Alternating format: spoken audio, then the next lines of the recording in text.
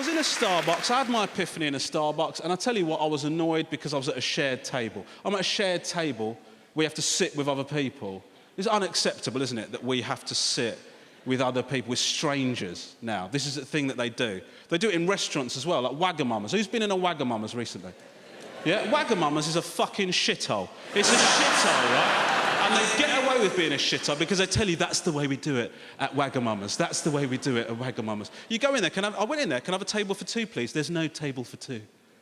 At Wagamama's, it's shared table, you sit with strangers. It's a restaurant where you don't get your own table, right? And God forbid you go there on your own. I went to eat there on my own. They sat me at a trough for loners by the window, right? We were sat there like puppy dogs at a rescue centre, just...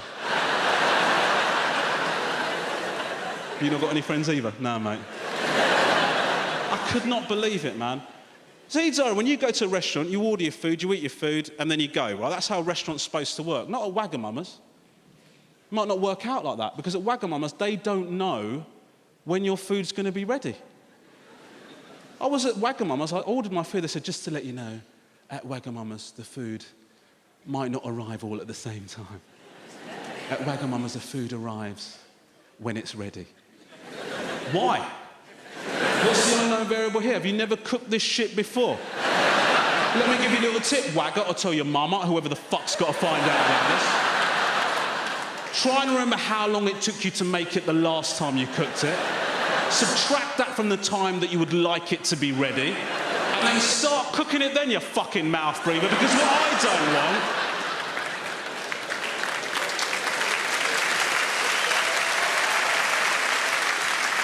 What I don't want is to be having my starter when this prick's having his dessert because you can't coordinate two meals.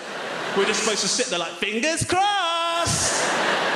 It's unbelievable, mate.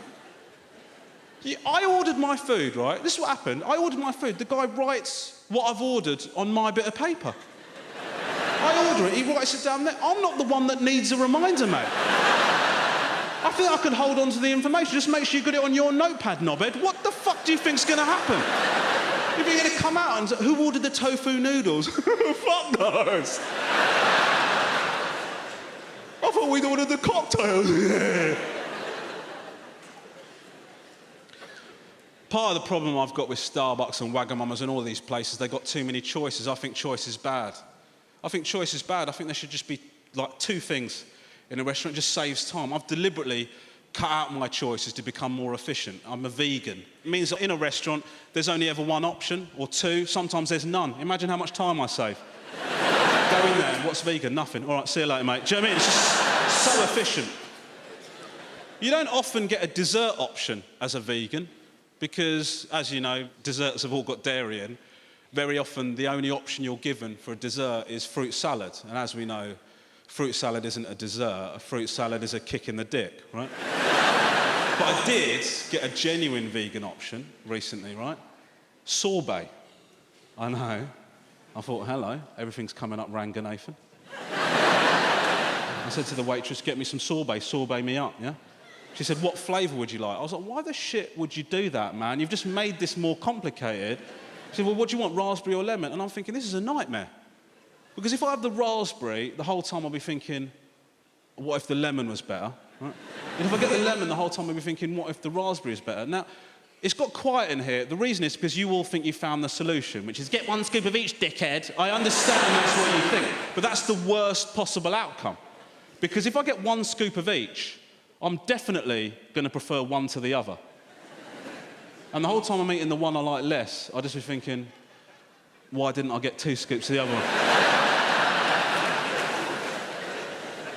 It's not just restaurants and cafes I find irritating. Cinema I find annoying. I go to the cinema on my own a lot. I do go with my children from time to time, but I find it very frustrating going with my children because they don't have a very discerning palate when it comes to watching films. They think everything's good, and I get frustrated that I can't talk to them about it. I went to watch Ice Age 4 with my son. It's a goddamn abomination, right? I'm sitting there watching it thinking I can't wait to talk to him about it. We get out the cinema. He goes to me, that was brilliant, wasn't it, Daddy? I'm like, I can't fucking talk to you, can I? Bright colours, loud noises, you're impressed. It was shit, bruv.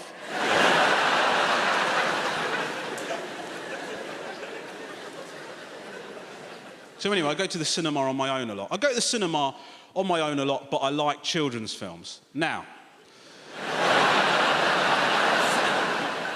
going on your own to watch a children's film at the cinema is a very selfish thing to do, okay? Because what you are basically doing is you are ruining that experience for everybody else in the cinema. Because if you go with your kids to the cinema to watch a film and there's somebody that looks like me sat on their own in the theatre, you can't fully enjoy that film, right?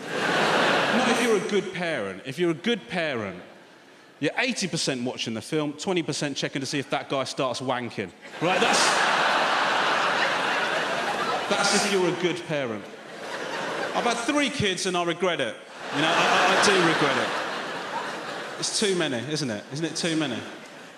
Who's got more than 2 kids? Yeah? What a fucking error. Right, but what can you do?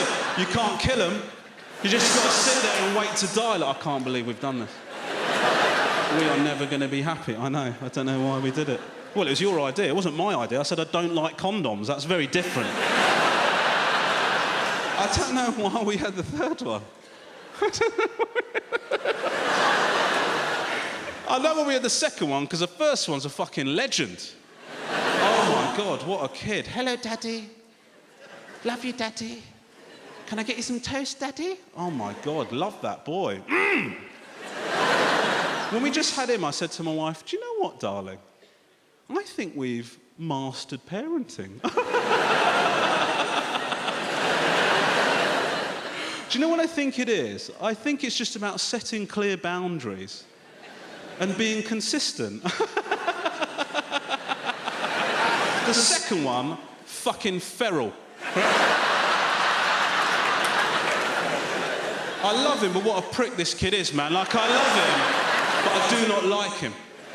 Sometimes I want him to get hurt. There you go, I said it. Sometimes I want this prick to get hurt. And let me explain why. He doesn't listen to a word I say, this kid. 5-year-old boy doesn't listen to anything I say. When we go out, he runs away. But not in like a cute toddler way. He runs away like he's fleeing ISIS. Just headed for the hills. People coming and going, let's get you away from the bad man. Don't worry, don't worry. And let's be honest, I don't look like I'm not in ISIS. Yeah?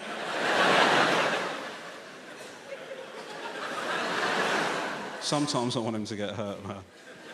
When I say to him, dude, don't do that. Because if you do that, you're going to get hurt.